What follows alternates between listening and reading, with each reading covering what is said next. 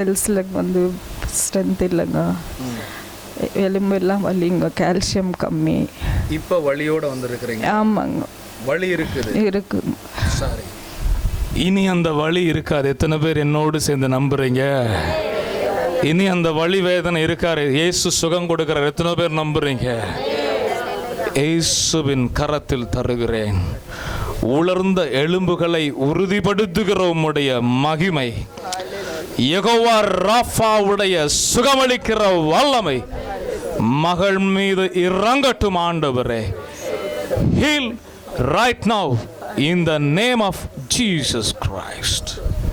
சுகமாகு என்று சரீரத்தை பார்த்து நான் கட்டளை கொடுக்கிறேன். தழும்புள்ள கரம் இறங்குவதாக. நன்றி ஆண்டவரே. தேவனுடைய ராஃபாவுடைய சுகமளிக்கிற வல்லமை மகள் மீது இறங்குகிறதற்காக நன்றி. Receive it.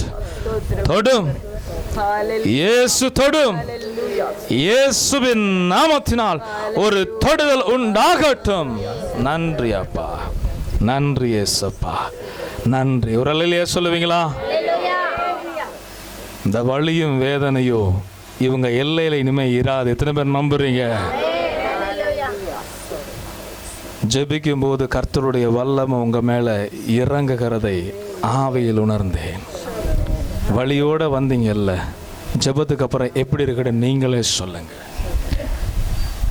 ஹல்லேலூயா, ஸ்தோத்திரம் ஆண்டவரே. இயேசுப்பா, நீ கொடுத்த சுகத்திற்காக கர்த்தாவே உம்மை துதிக்கிற ராஜா. ஸ்தோத்திரம் கர்த்தாவே.